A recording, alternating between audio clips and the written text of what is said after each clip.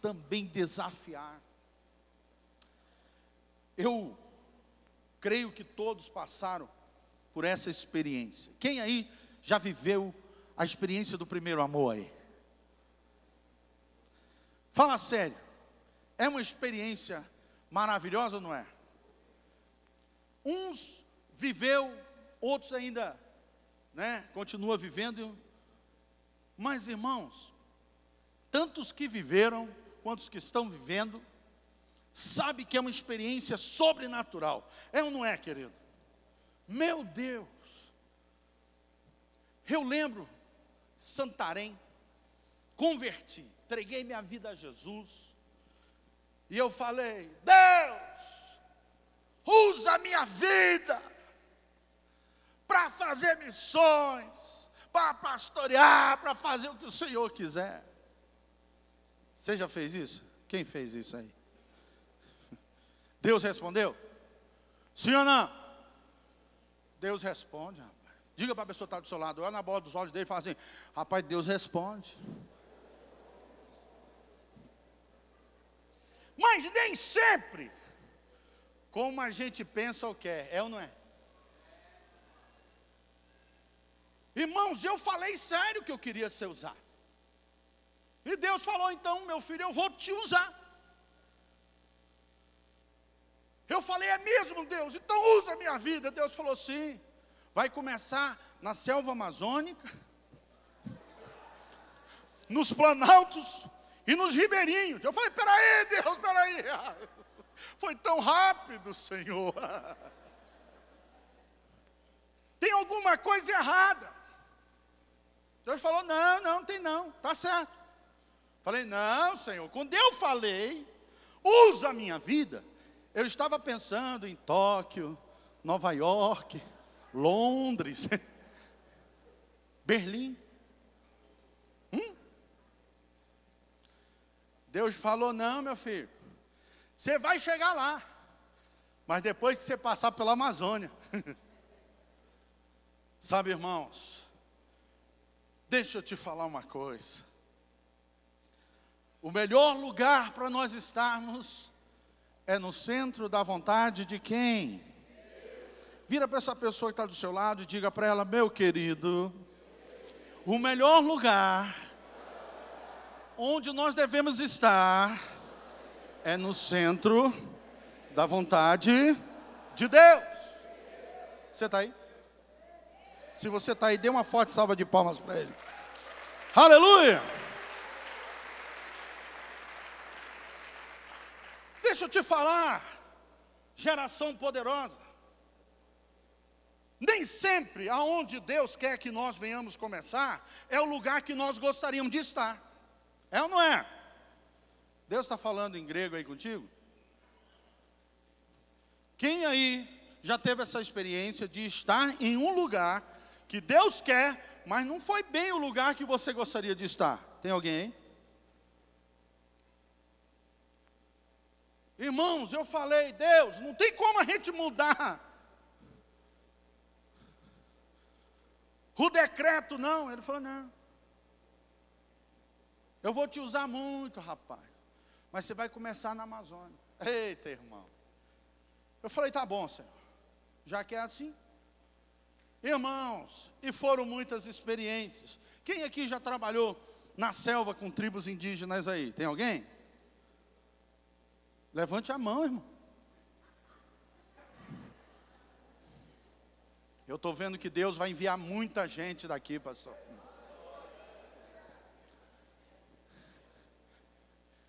Lá vai eu, irmão. Imagine esse índio lindo aqui, do qual o pastor Joel chama de Ursão, cara.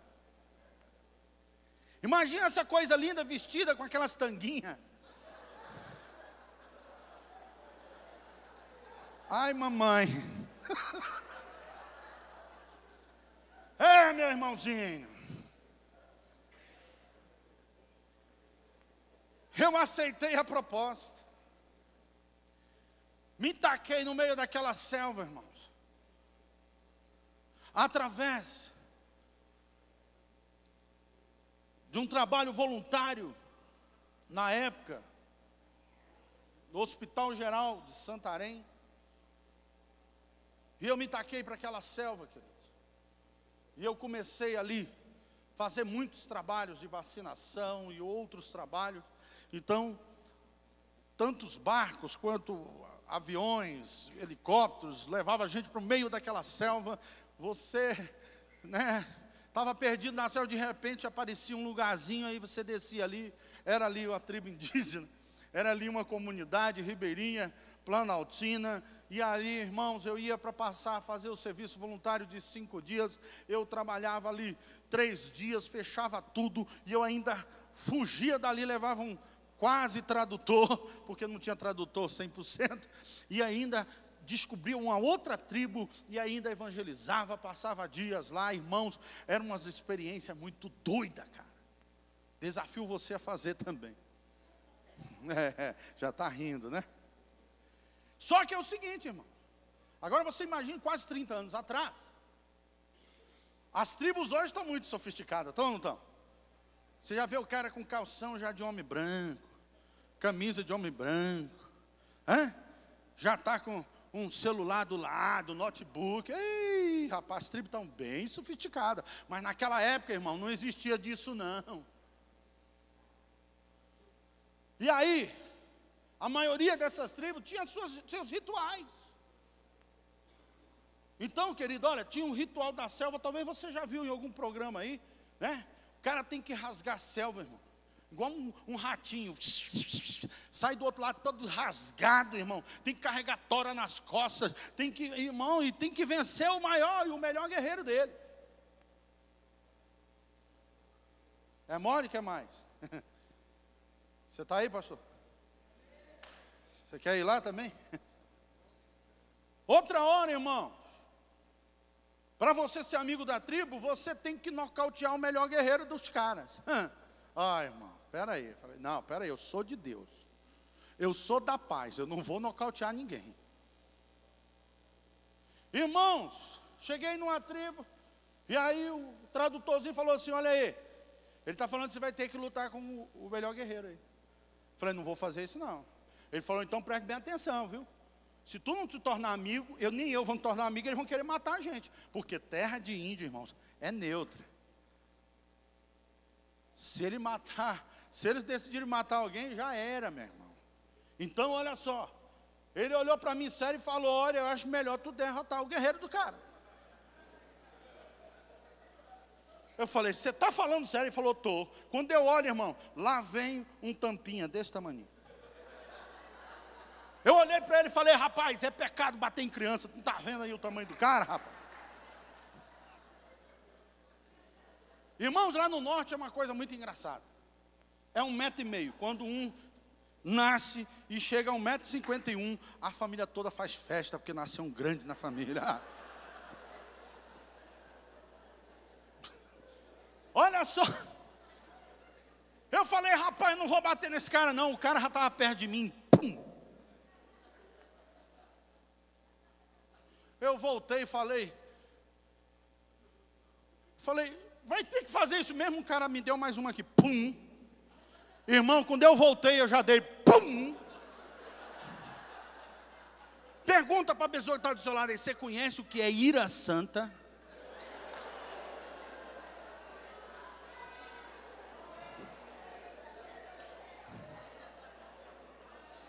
Quando ele deu uma pancada no meu peito, que eu fui, meu irmão, eu voltei com a ira santa. Pum.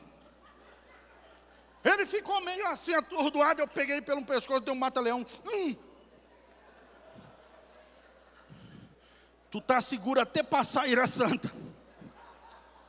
Só que o rapaz estava ficando meio roxo, azul. E o cacique, você entendeu? Nem eu, estava matando o indinho. Aí o meu tradutor falou, solta, rapaz. Eu soltei e falei, o que foi? Ele está dizendo que é para soltar.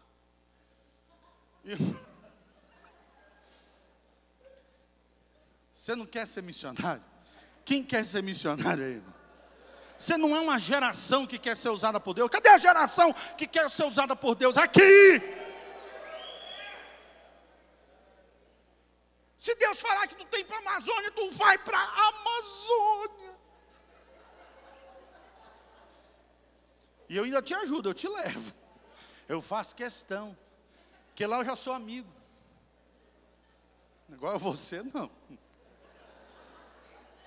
Aí olha só, irmãos. Cheguei em outras tribos. E aí lá era o seguinte, tinha que tomar a bebida da amizade. Glória a Deus.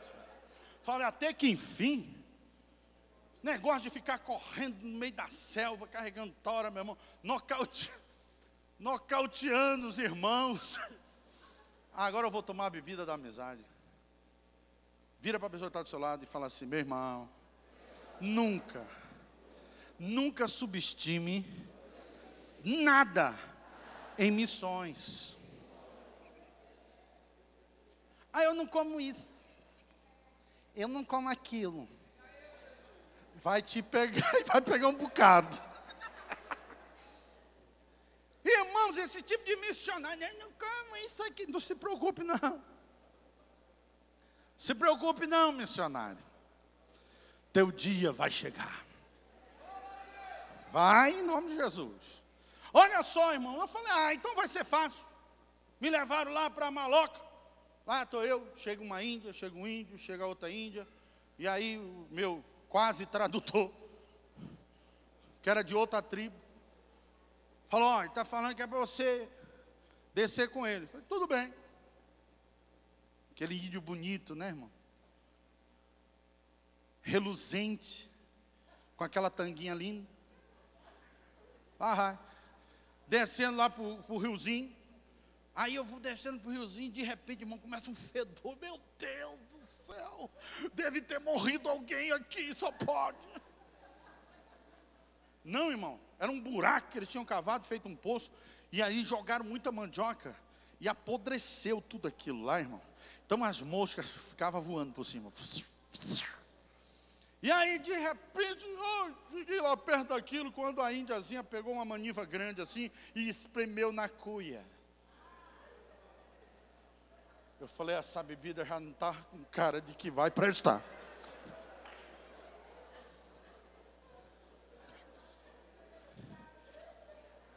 Aí, graças a Deus, já saímos dali, fomos para outro lugar. Aí pegaram uns matos, umas ervas, bateram e jogaram dentro da cuia. Que diferença vai fazer? Está uma carniça mesmo? Aí, a gente volta para Maló. Chega lá, eu levei um susto, irmão. Estava lotado de ancião. Eu falei, mas rapaz, chamaram todos os índios mais idosos para estar aqui nessa grande reunião, né, da amizade. E aí, a índiazinha entregou a cuia para o cacique. Ele levanta a cuia e... Você entendeu? Nem eu. E de repente, irmão, eu falando, ai, cara, eu não quero tomar isso. Eu não vou tomar isso, não. Eu já falando com Deus aqui, Deus, eu não vou tomar isso, não. Vou não. Não vou, não. Quando de repente, irmão, acontece um gesto estranho.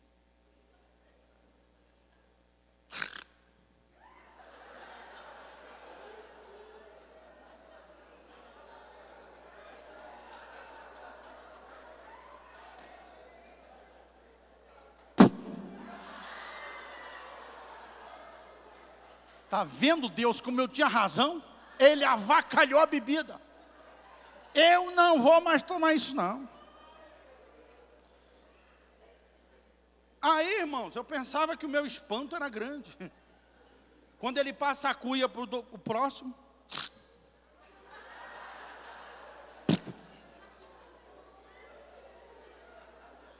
Para o próximo. Ainda tem gente nessa geração que quer fazer missões aí.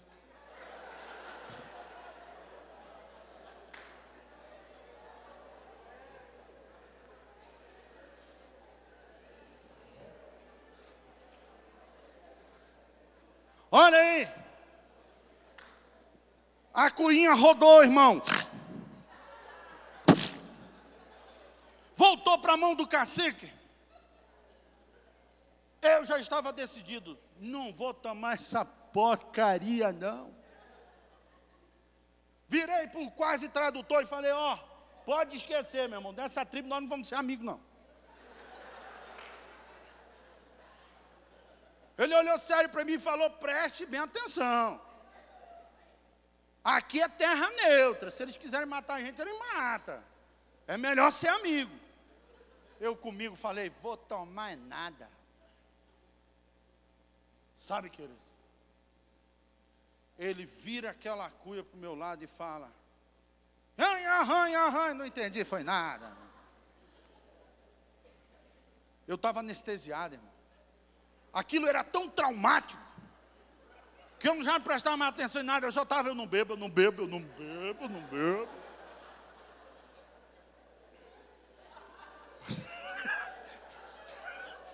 Aí o meu tradutor falou, olha aqui, rapaz, é melhor tu beber isso.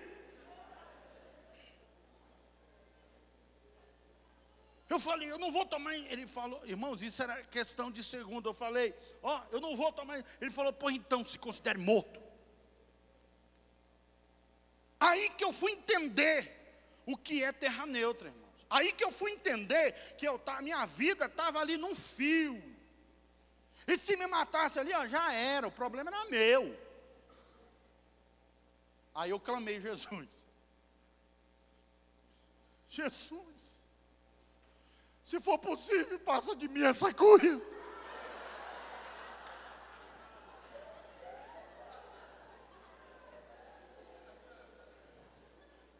Você está pensando que eu ouvi alguma coisa?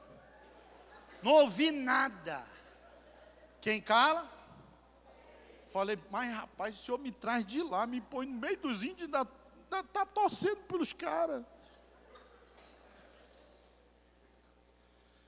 Eu vi que a coisa era séria, querido. Ali eu tive noção da seriedade do risco que eu estava correndo. Foi quando eu, por alguns segundos, parei. E falei para Deus, Senhor, me dá um motivo para que eu tome isso.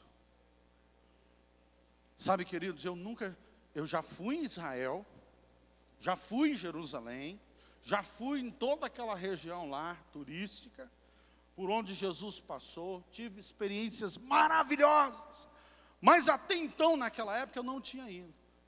Mas, queridos, em espírito, o Senhor me levou lá. Eu chorei tanto quando eu fui em Israel, em Jerusalém, porque a via dolorosa para mim foi marcante, porque eu já tinha ido lá em espírito. O Senhor me levou e me fez ver o sofrimento do Senhor Jesus Cristo. Sabe, queridos, até a cruz, eu então compreendi e entendi. Ali, naquele dia, o verdadeiro e alto preço que Jesus pagou por mim. As lágrimas escorrendo do rosto. Eu falei, Senhor, se for para mim ganhar esse povo, se for para mim fazer diferença na minha geração, eu faço isso e muito mais. Virei aquela cuia, irmão.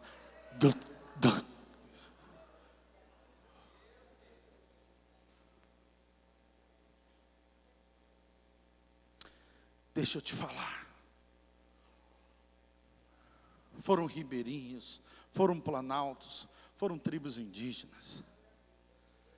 E é lindo voltar hoje, no norte, selva, ribeirinhos, planaltos, e ver mais do que 400 igrejas fundadas para a glória de Deus. Glória a Jesus por isso.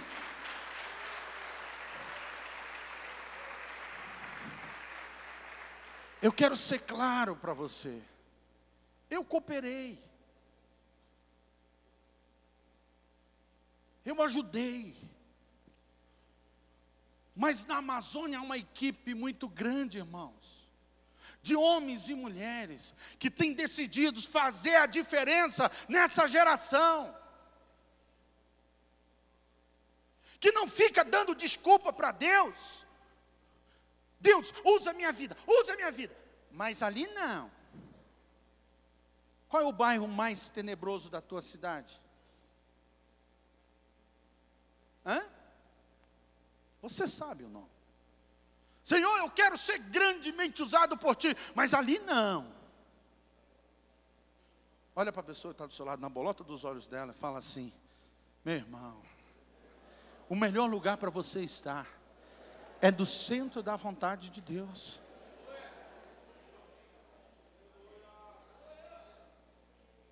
Quantos querem estar no centro da vontade de Deus aí? Então aplauda e glorifique a Ele. Aleluia!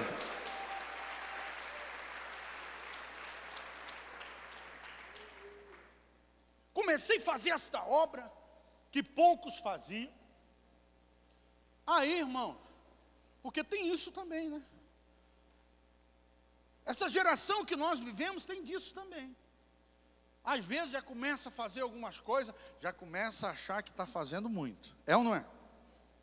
É ou não é, irmãos? Então eu comecei a ser usado naquela região, comecei a fazer discípulos, ajudar a fundar a igreja, comecei a fazer a obra, e aí, poxa, uma obra, né, que poucos vão lá. Querido, se você não sabia, a Missão Paz tem mais do que 90 barcos, pequeno, médio e grande porte, até catamarãs, barcos hospitalares. Por quê?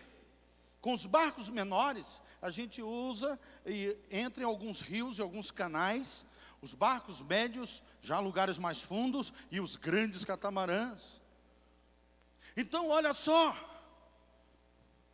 há uma equipe poderosa ali, que tem feito a diferença nessa geração. Eles gostariam de estar em outros lugares? Gostariam. Muitos agora estão chegando lá, mas Deus falou, não, é melhor começar por aqui.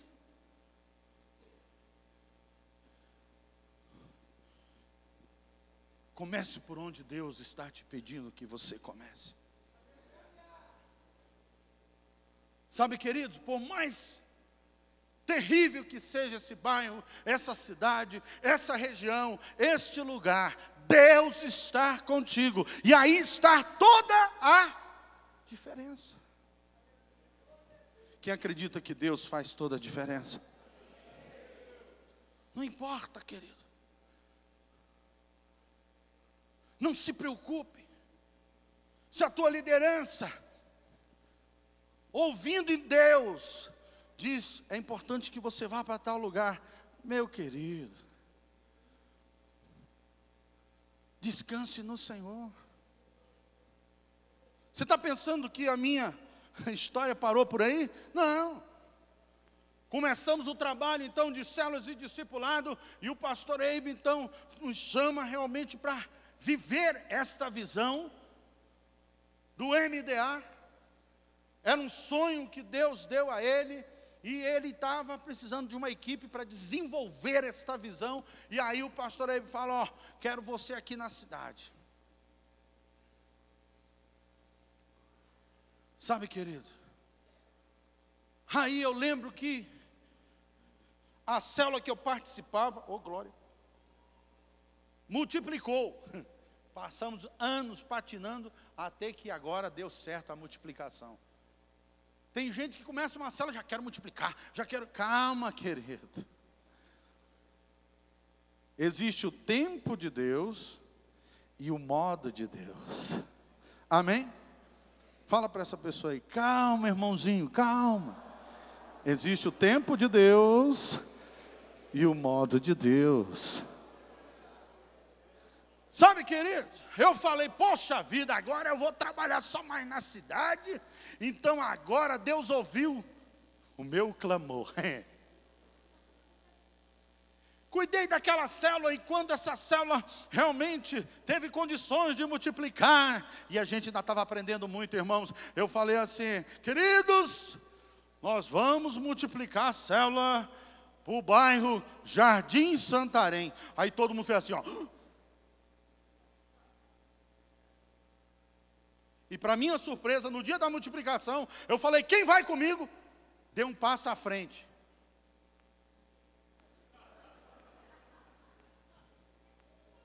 Só ficou 2 pessoas. Sabe quem era? Solimar e irmã Antonieta.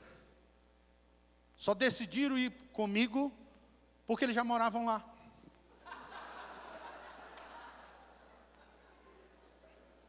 E eu lembro que eu falei assim, poxa, só vocês 2? Irmãos, quando falava em Santarém, bairro Jardim Santarém, irmão, todo mundo já via um monte de gangue matando, enforcando as pessoas. Queridos, era terrível. O bairro Jardim Santarém, só de uma contagem nossa, tinha 25 terreiros de macumba. A gente tinha que ter cuidado de passar lá na sexta-feira.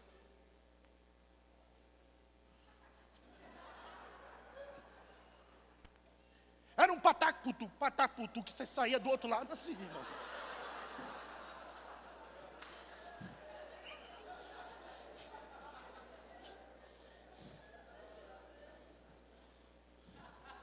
Às vezes eu passava por lá, irmãos, em cada cruzilhada, um despacho.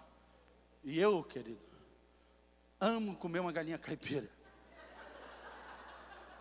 Quando eu olhava naquele despacho, uma galinha caipira gorda, abandonada lá, eu falava, diabo, quando eu te pegar, tu vai me pagar por essa galinha que tu desperdiçou.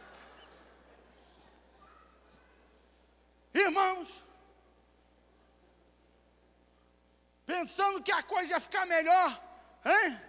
Saí agora mais da selva, né, dos ribeirinhos, dos planaltos.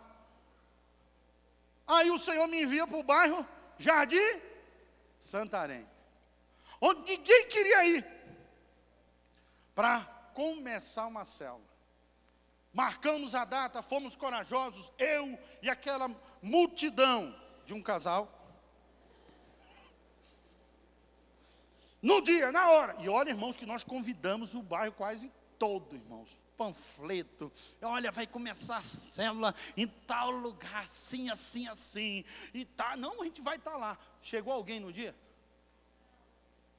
Na hora de começar a célula, aí a irmã Antonieta do Solimar perguntaram para mim, mas pastor, quer dizer, não era nem pastor na época não, mas irmão, não é bom você esperar, os irmãos estão atrasados?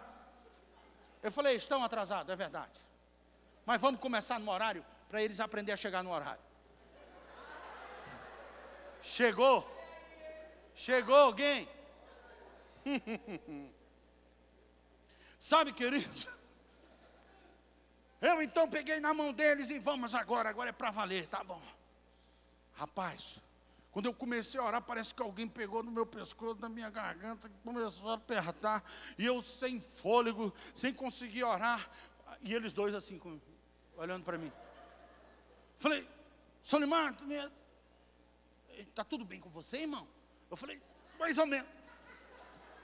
Dá para você pegar um copo com água, irmã Antonieta? Ela foi lá, pegou um copo com água, aquele copo de alumínio bem bonito. E aí eu tomei. A metade, coloquei o copo assim, que é aquelas cadeiras de madeira lá, é muito assim, com um bracinho. Coloquei o copo lá, falei, depois eu vou tomar. E aí peguei na mão dele, vamos orar então, para a gente começar. Mais animado, né, irmão? Quando de repente, irmãos, eu senti um frio aqui por dentro, subindo. Ai meu Deus, o que está acontecendo nesse lugar? Quando eu olho para a minha direita, irmão, nunca na minha vida eu tinha visto aquilo, irmão. O copo começa a subir, irmão. E subindo também os meus cabelos do dedinho. Que convidou os da canela e falou, vamos subir também. Subiu, foi tudo, irmão. Eu me senti um punk naquele dia. Irmãos, você já teve essa experiência? Nem queira ter, irmão. Era um medo, um desespero aqui por dentro, irmão. Eu comecei a me tremer e olhar para aquela porta, irmão. E dentro da minha mente era assim: corre, meu filho, corre, meu filho, corre. Eu olhei para os dois irmãos e eles estavam assim, olhando para mim. E eu li o que estava escrito lá: o que você fizer, nós faremos também.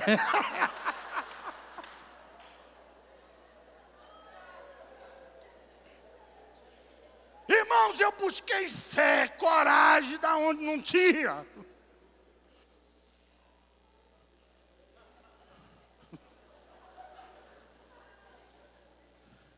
Irmão, hoje a gente ri, mas no dia, irmão. Irmãos, eu busquei fé e força da onde eu não tinha. Eu falei: Deus, me revela o que está acontecendo nesse lugar. Foi como se caísse uma escama. E eu comecei a ver aquela casa rodeada de demônios, irmãos.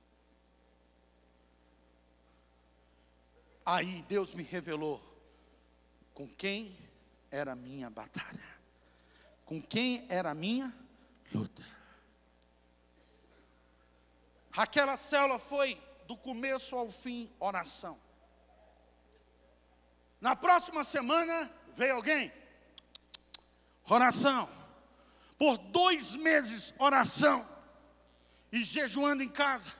Quando Deus me deu uma grande ideia de pedir para o Solimar e minha irmã Antonieta para sair naquele bairro, naquelas ruas, procurando saber se tinha alguém enferma, pegar um endereço para mim ir orar.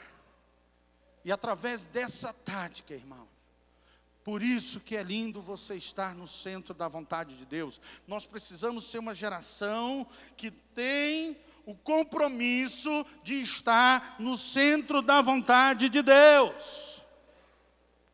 E sabe quem Deus vai usar? Vai usar muito a tua liderança para te direcionar. Eu fui para ali com apoio, com a bênção da minha liderança. Eu sabia que não seria fácil, mas eu sabia que seria uma grande conquista. Sabe, queridos, começamos a orar, a jejuar, e orar por aquelas pessoas, irmãos. Começou a converter de famílias. Eu vi pessoas com reumatismo nas juntas, coisa horrível. Eu orar e a pessoa ser curada com exames comprovando. Câncer, sabe, hemorragias, irmãos, milagres. Olha só, com mais um tempo, aquela célula já estava com quase 50 pessoas. Eu contei, já tinha 46 pessoas. A célula era tão lotada, irmãos, que olha só, aí enchia de cadeira, todo mundo ali já amontoado. Aí falava assim: olha, mas ainda vem gente, meu Deus. Aí a gente colocava mais cadeira, quando de repente, irmão, já enchia tudo ali dentro. E de repente os mais atrasados chegavam e colocavam a cabecinha na janela. Aí vinha o outro, aí vinha o outro. Pastor Eibe, antes enviou, era o pastor Geraldo, né, debaixo da cobertura do pastor Eibe, que supervisionava. A gente ainda estava aprendendo muito, irmãos. E uma das vezes que ele foi lá, ele falou: meu Deus, isso aqui já está virando igreja. Eu falei: glória a Deus. Irmãos, aquela uma célula hoje é 1.079 células. Aquela uma célula hoje é 11.000 pessoas salvas para a glória de Jesus. Aleluia!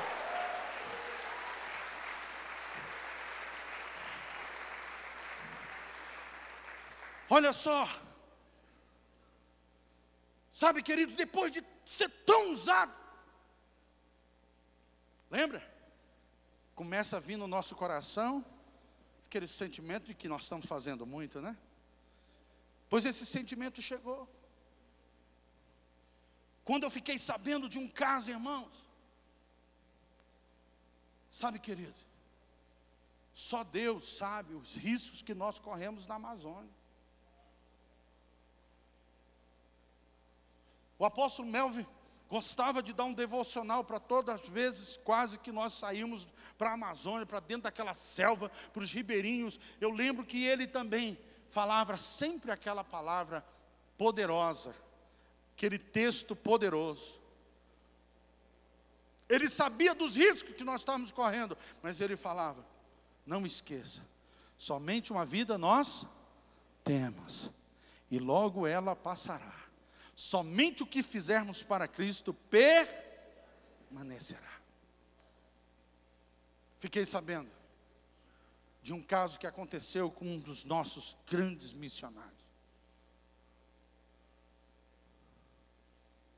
Ele estava indo para uma comunidade, fazer um evento, e de repente, no Rio Amazonas, o filhinho dele, de 4, 5 anos, foi pegar alguma coisa, escorregou e caiu do barco. Quem conhece o Rio Amazonas sabe que é um rio barrento, que não se enxerga um palmo além dos olhos. Quando ele percebeu que o filho tinha caído no rio, ele já foi virando o barco, sabe, meu irmão, para dar a volta, e ele já foi orando: Deus, Deus, me dá meu filho de volta, Deus, me dá meu filho de volta. Ah, querido, ele volta ali onde ele mais ou menos calculou que o filho tinha afundado, e ele então pula, e ele começa a abrir os braços, abrir as pernas, para ver se tocava na criança. Olha, querido, naquele dia, Deus ouviu a oração daquele homem. E olha, numa das viradas que ele deu, ele pegou no braço do menino. Eu ouvindo aquilo, irmãos, me entristeceu demais. Eu lembro que eu entrei no meu quarto, eu fui para diante de Deus e eu falei: Deus, por que que tem que ser assim? Temos dado a vida no meio da selva, temos dado a nossa vida no meio do ribeirinho. Quantas vezes eu fui a náufrago? Já perdi amigos engolidos por um crocodilo, e tantos outros mortos. Eu fui cheio de razão, irmão.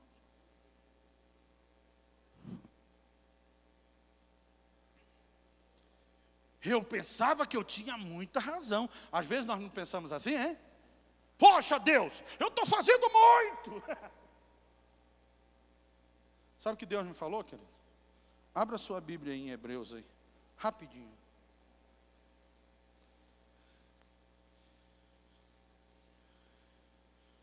Deus me falou fortemente: meu filho, aprenda com a geração de Hebreus 11. Eu falei: que geração é essa, Senhor?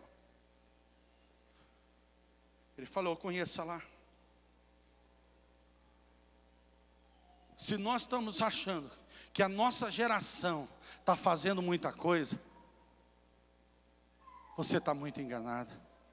Vira para a pessoa que está do seu lado, olha na bolota dos olhos dela e fala assim: se você está achando que você já fez muito para Deus, você está muito enganado. Vamos ler? Pela fé, ruíram as muralhas. Verso 32.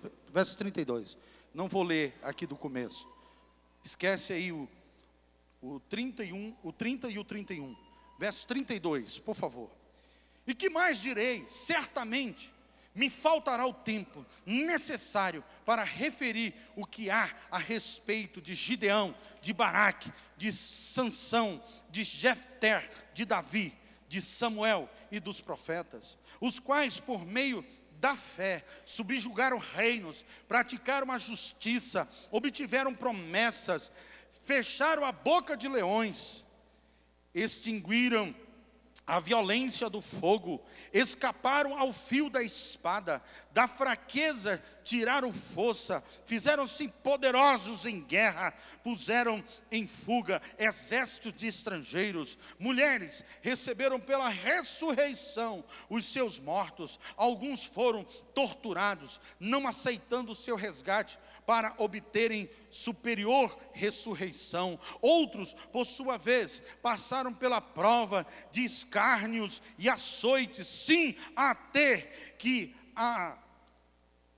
de algemas e prisões, foram apedrejados, provados, cerrados pelo meio, mortos a fio de espada, andaram peregrinos, vestidos de peles de ovelhas e de cabras, necessitados, afligidos, maltratados, homens dos quais o mundo não era digno.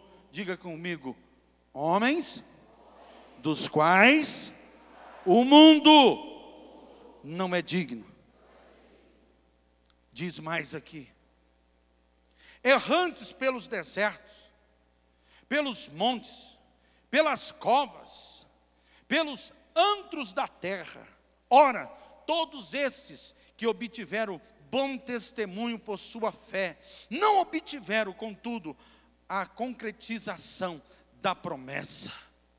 Agora, olha a grande revelação.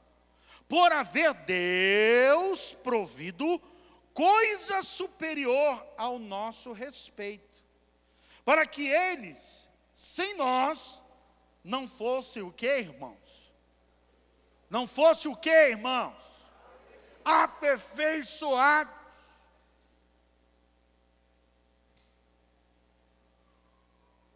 A minha responsabilidade e a sua, querido, vai além do que nós estamos pensando ou imaginando. Aqui, o Senhor fala de uma geração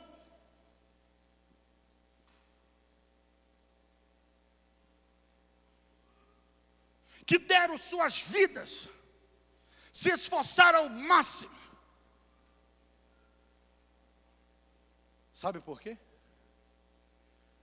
Porque eles acreditavam na nossa geração. Antes de você estar aqui, antes de você receber esse chamado tão lindo e poderoso de Deus, houve uma geração que orou por você, que clamou por você, que pagou o preço por você e que deu a vida a você. Você não pode virar as costas para eles. Nós vivemos num mundo onde os filhos já olham para os pais e falam: e aí, velho? Dá vontade, irmão, de pegar. Não vou nem falar: Senhor, não deixa a ira santa voltar.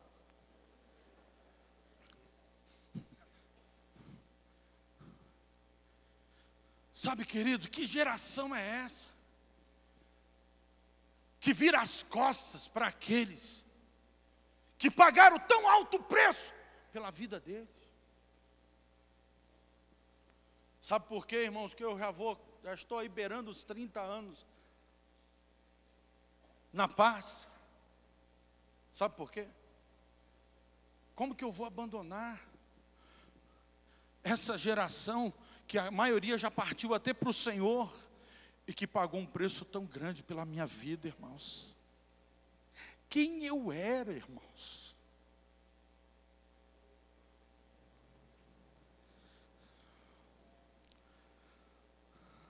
Não abandone aquela geração que pagaram e que pagou o preço por você.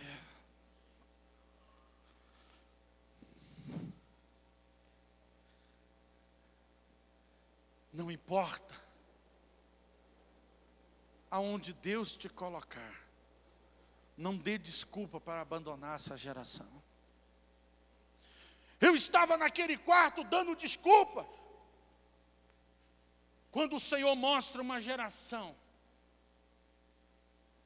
que não pensou em duas vezes em pagar um tão alto preço para ver o quê? As próximas gerações se tornarem gerações vitoriosas. Olha só, essa geração,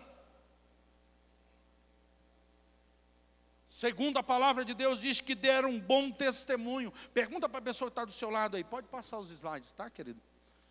Pergunta para a pessoa que está do seu lado: você tem dado bom testemunho?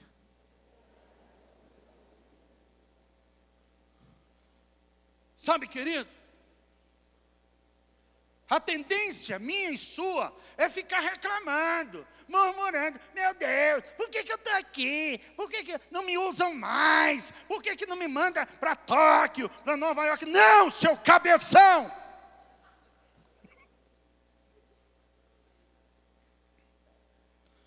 O melhor lugar para eu e você estar, para nós estarmos, é no centro da vontade de Deus. Sabe, irmãos, chegou o momento de fundarmos o grande Atos em Ação. O pré-Atos aconteceu em Boa Vista, foi um sucesso, agora é o Atos. E o pastor Eibe já tinha colocado o meu nome na lista. Mas de muitos anos atrás eu vinha falando para o pastor Eibe, mas olha, pastor, eu estou 100%, nós estamos juntos, mas se eu encontrar meus familiares aonde for no Brasil, eu vou para perto deles, tá bom? Toda a minha liderança já sabia. Meu pai me sequestrou, irmão, uma longa história, separou dos parentes, par de mãe, par de pai, e olha o que aconteceu, me levou para a Amazônia. Pouco tempo antes de irmos para Fortaleza, eu encontro minha família, par de mãe todinha. Era o maior sonho da minha vida. 31 anos separados, e o meu pai me enganou por 31 anos que a minha mãe era morta. Encontra minha mãe viva, rapaz. É forte, não é? É forte. Eu falei, é agora, pastor Eibe. O pastor Eibe falou para mim, Elvis, se você decidir, a gente vai te abençoar por tudo que você já fez aqui. Mas será um grande testemunho.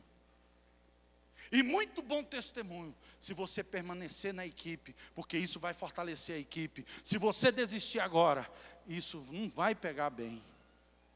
Resultado? Eu liguei para minha mãe, foi dura a conversa. Eu falei, mãe, a senhora me abençoaria para demorar só um pouquinho para chegar aí? Falou, sim, meu filho, fica à vontade. Quanto tempo? Eu falei, eu não sei. Eu falei, mãe, eu vou perguntar para o pastor Eibe. Eu vou perguntar para a minha liderança. Minha liderança então falou para mim, só 5 anos. Qual é que eu disse mais, irmão? Falei, mãe, é só 5 anos. Tá bom, meu filho. Você já passou mais de 30 longe de mim. E eu te encontrei. Falei, tá bom, mãe. Falei, meu pastor, você precisa mesmo de mim? Ele falou, sim. Resultado? Fui para Fortaleza. Era o lugar que eu tinha no meu coração, que era o meu grande chamado. Mas aonde é o melhor lugar para você estar? Sendo a vontade de Deus. Para a glória de Jesus, querido. O trabalho foi um sucesso. Hoje as 2 redes que eu deixei já ultrapassam, eu creio que quase 400 células. Amém ou não amém, irmão? 4.000 pessoas, sem falar nas igrejas que eu fundei no interior e tantas outras trabalhos maravilhosos, queridos. E aí, deu os 5 anos, o pastor Eibe chegou e me pediu, dá para ficar mais 1 ano? 6 anos. Sabe, irmãos, foi quando ele me abençoou para vir para o estado de São Paulo. E o que Deus tem feito, irmãos, é lindo. Mais do que 36 igrejas fundadas para a glória de Deus.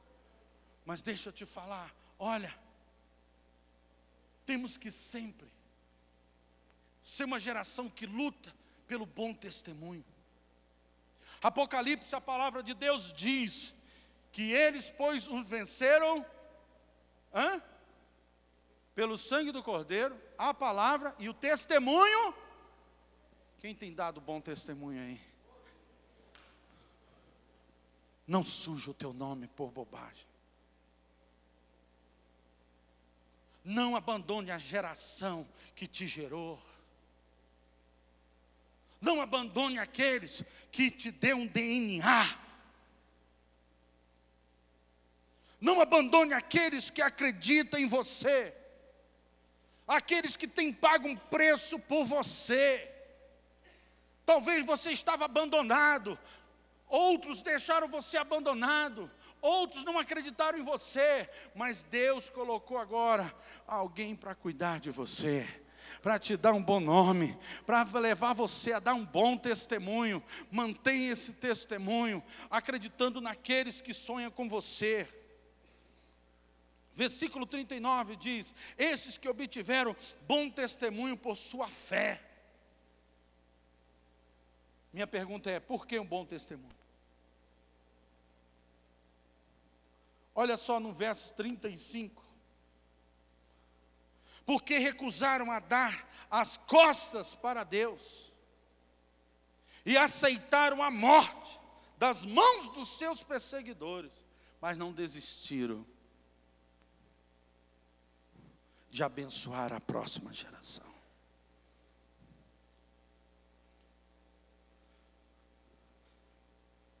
A minha geração, a nossa geração, é uma geração que precisa aprender a pagar o preço por essa geração que está vindo aí. Qual é o preço que você está disposto a pagar para ver a próxima geração ser um sucesso? É você que decide. Talvez você fala: mas pastor, era uma geração de profetas, de homens, escolhidos e separados por Deus. Nós temos que parar de dar desculpa, sim ou não? Amém ou não amém?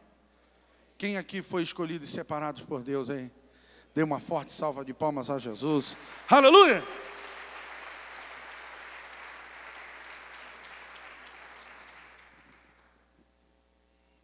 Jesus é o supremo exemplo de uma fé que levou ao sacrifício extremo. Ele permaneceu calado e aceitou a crucificação. Quando nós temos revelação, irmãos, do que Jesus fez por mim e por você, por nós, na cruz, nós somos uma geração diferenciada. Enquanto nós estamos dando desculpas, enquanto nós estamos achando que estamos fazendo muito, nós ainda não conhecemos o que Jesus fez por nós. Porque a partir do momento que nós temos revelação de fato e de verdade do preço que Jesus pagou naquela cruz por nós, venha o que vier, aconteça o que acontecer, nós vamos permanecer o quê? Fiéis e leais. Ô glória. Estou seguindo aqui o negócio aqui, cara.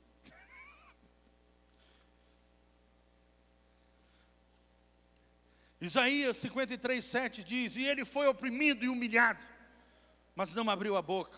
Como cordeiro foi levado a um matadouro, e como ovelha muda perante os seus tosqueadores, ele não abriu a boca. Amém?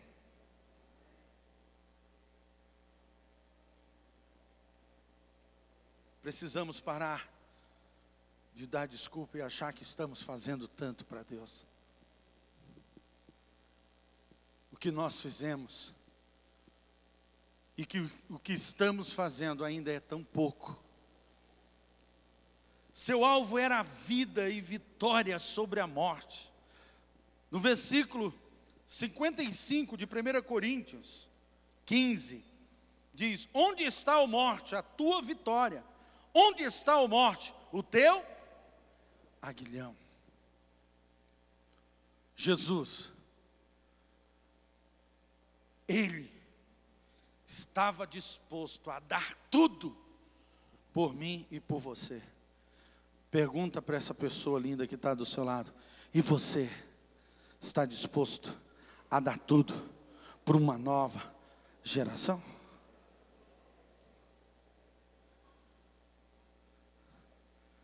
Quem é essa nova geração? são os teus filhos, carne da tua carne, sangue do teu sangue, osso do teu osso. Mas a Bíblia fala também de filhos espirituais, são os teus discípulos, são as ovelhas que o Senhor tem confiado debaixo da tua cobertura.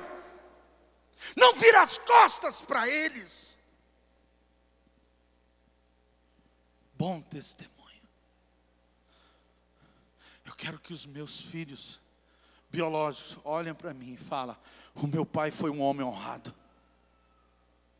Eu quero que eles olhem para a mãe, a minha esposa, a pastora Elisete, que está aqui, e eles possam falar: a minha mãe foi uma mãe honrada. Eu quero que os meus filhos espirituais olhem para mim, cada ovelha que está debaixo da minha cobertura, e fala: o meu pai espiritual foi um homem honrado, a minha mãe espiritual foi uma mãe honrada. Mas o que a gente vê por aí, irmão,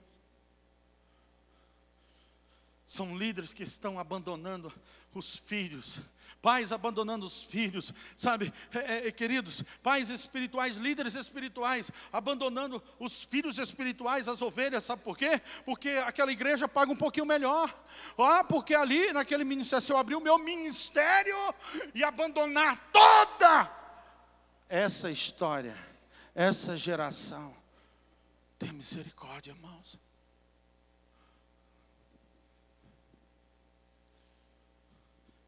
Seja um homem ou uma mulher que sempre vai dar o bom testemunho. Talvez você diz: mas pastor, esses eram homens separados por Deus. Você também é. Mas olha o que diz aqui em Atos 7:60. Estevão, seguidor de Jesus, homem comum, falou palavras de perdão e vida, mesmo sabendo que iria ser um mártir. Ele era um homem simples e comum. Mas o pequeno tempo que ele teve na história da Bíblia, ele deu o quê? Bom testemunho. E ele viu o próprio Deus, o céu se abrir, e o próprio Deus em pé, e o Filho ali, recebê-lo.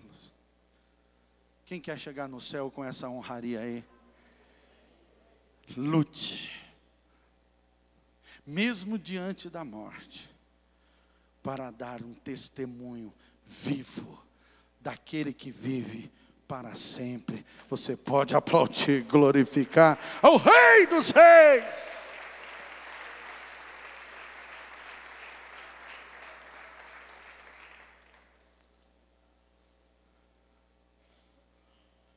Romanos 12:1 diz, 1 e 2,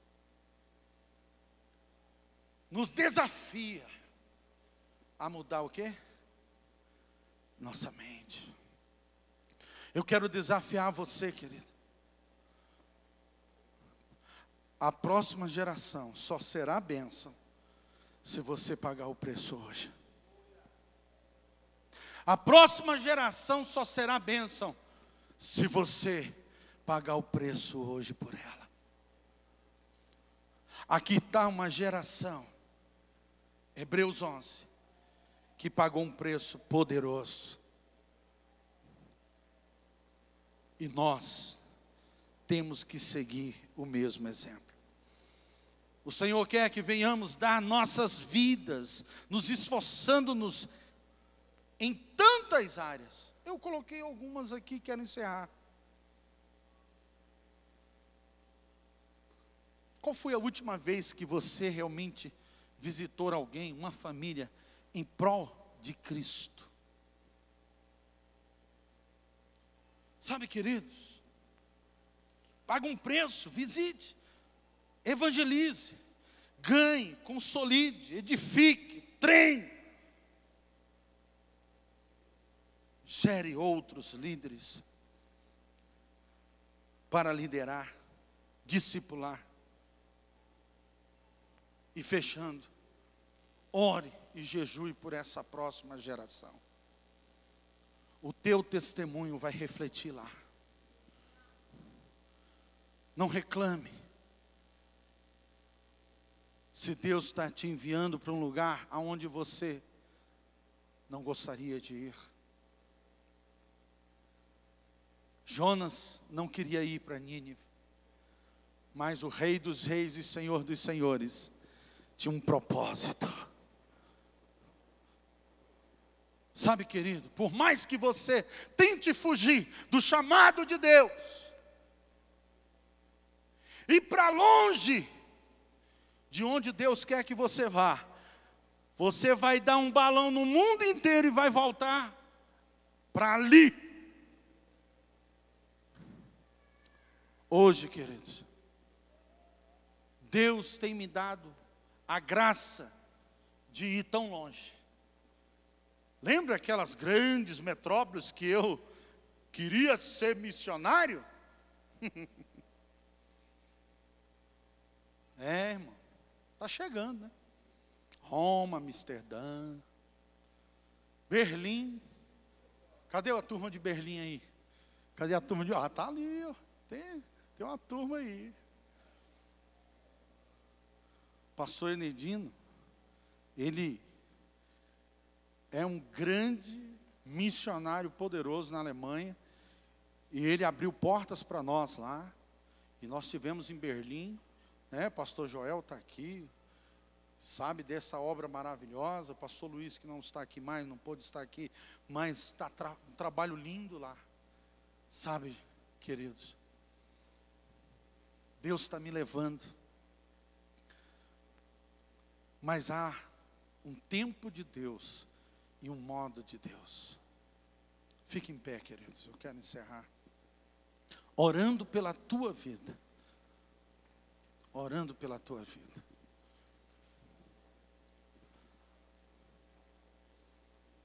Você quer ser uma geração que vai impactar a próxima geração? Quem quer ser aí? Então fecha os corredores aí que eu quero orar pela sua vida.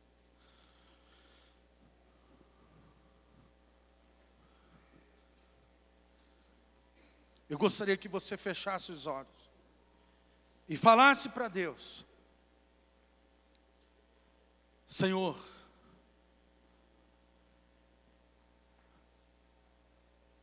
eu ainda vivo esse primeiro amor. E eu digo mesmo, usa a minha vida. Não importa onde o Senhor quer que eu comece. Eu quero ir, Senhor. Abre a tua boca, abre o teu coração. Diga para Deus que você não vai dar mais desculpas.